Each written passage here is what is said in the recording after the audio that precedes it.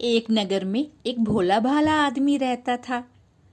उसका नाम भी भोला था। उसे किसी से कोई लेना देना नहीं, बस उसे समय से खाना चाहिए और ना कोई वो काम करता और ना कोई काज। बस पाबंदी से खाने के समय खाना चाहिए। उसकी पत्नी उसकी इस आदत से बहुत परेशान थी। गांव वाले उसे पेटू कहकर चिढ़ाते थे। उसकी पत्नी उसकी ज्यादा खाने की आदत से तंग आकर अब उसे कम खाना देने लग गई थी। भोला का तो पेट भी नहीं भरता था। भूखे पेट तो भोला को नींद भी नहीं आती। गांव में अयोध्या नगरी से कुछ महात्मा राम कथा और भजन करने के लिए आए हुए थे। भोला ने देखा कि महात्माओं को गांव वाले बहुत आदर सत्कार करते हैं। उनको रोज पूड़ी, कचौरी, मालपुए, रबड़ी और तरह तरह की चीजें बनाकर खिलाते हैं।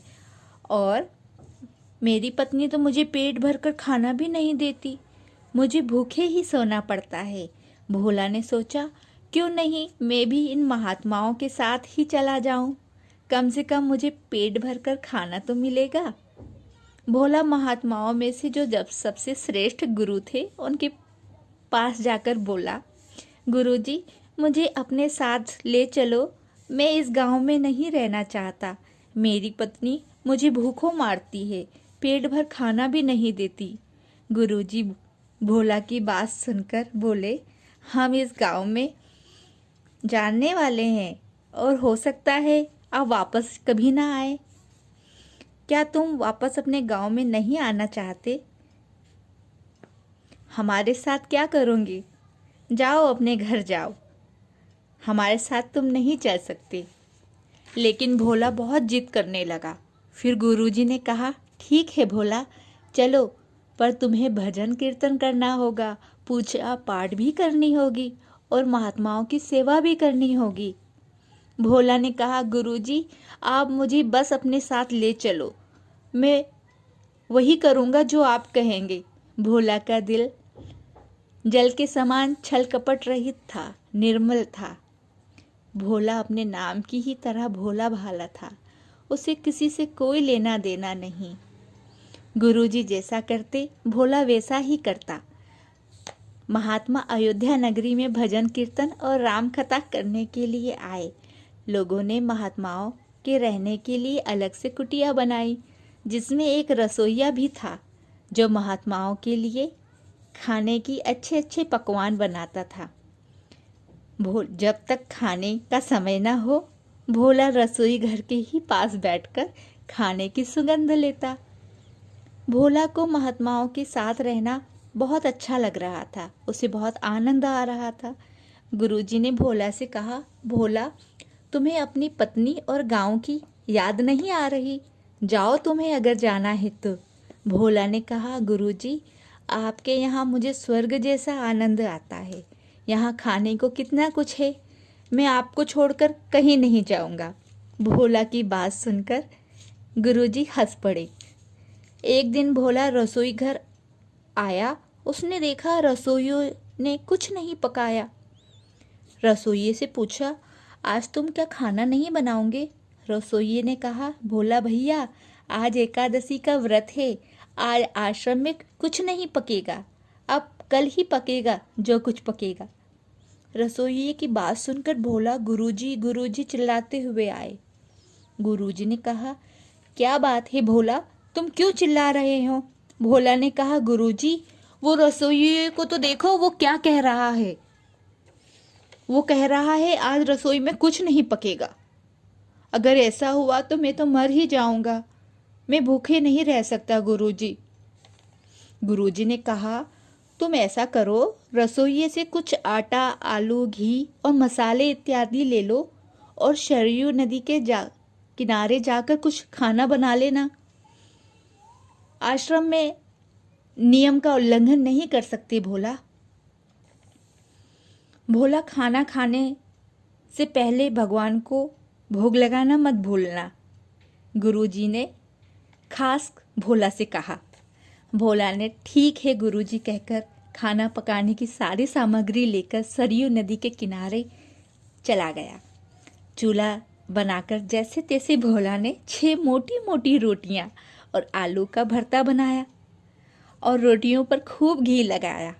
और जैसे ही खाने लगा उसे गुरुजी की बात याद आ गई कि भगवान को भोग लगाए बिना खाना नहीं खाना है। फिर भोला ने भगवान के लिए आसन बिछाया और थाली लगाई जिसमें रोटी आलू का भरता परोसा और बड़े भाव से भगवान को बुलाने लगा, राजा राम आइए मेरे भोजन का भोग लगा जाइए, राजा राम आइए मेरे भोजन का भोग लगा जाइए। भोला को भगवान जी को बुलाते बुलाते बहुत देर हो गई थी। अब भोला से भूख सहन नहीं हो रही थी। अब भोला रुवासा हो गया। उसने कहा, भगवान जी रोटी ठंडी हो रही है, लगता है तुम्हारे चक्कर में आज हमको भी ठंडी खानी पड़ेगी। बहुत अच्छी रोटियां बनाई हैं मैंने, काली गाय का घी भी लगाया है, जल्दी से आ जाइए, हम दोनों बैठकर खाएंगे। भोला की बात सुनकर भगवान रीझ गए। भगवान को भोला का निर्मल दिल और भावनाएं बहुत पसंद आई। भोला स्वभाव जानकर भगवान राम देवी सीता के साथ भोग लगाने के लिए आ गए। भगवान राम ने कहा, भोला देवी सीता को भी भोजन परोसो। भोला ने देवी सीता को थाली लगाई। भोला ने मन में सोचा, मैंने तो एक ही भगवान को बुलाया था, ये तो दो दो आ गए, मैंने तो केवल 6 ही रोटी बनाई है। भगवान राम और सीता जी ने 2-2 रोटी खा ली। अब भोला की चिंता शुरू हो गई, ये सारी रोटी खा लेंगे तो मैं क्या खाऊंगा। भगवान राम ने कहा, भोला तुमने कितना अच्छा खाना बनाया है, आधी रोटी मुझे और देना। तब माता सीता ने कहा, और बाकी की आधी मुझे दे देना। भगवान भोजन करके अंतर ध्यान हो गए। अंत में भोला के लिए केवल एक ही रोटी बची। भोला ने खाकर संतोष किया। आश्रम में गुरुजी के पास भोला जाकर बोला, गुरुजी हमने एक भगवान को ही बुलाया था, लेकिन 2 भगवान आए और सारा खाना खा लिया। अब अगली बार मुझे ज़्यादा आटा देना, मैं 5 किलो आटा लूँगा गुरुजी, सामग्री भी कुछ ज़्यादा देना। गुरुजी सोचने लगे, खुद के लिए ही मांग रहा होगा। ठीक है भोला, तुम्हें जो चाहिए वो ले जाना। अब फिर एकादशी का दिन आ गया। भोला पहले से 4 गुना सामान लेकर सरयू नदी के किनारे पहुंचा। खाना बनाया। अब इस बार 2 आसन बिछाए और भगवान को भोग लगाने के लिए बुलाने लगा। भगवान राम आइए सीता साथ लाइए, भगवान राम आइए सीता साथ लाइए, मेरे भोजन का भोग लगा जाइए। भोला की प्रेम पर भरी पुकार सुनकर भगवान राम और सीता प्रकट हो गए। पर वो इस बार अकेले नहीं आए थे, लक्ष्मण और हनुमान जी भी आए थे।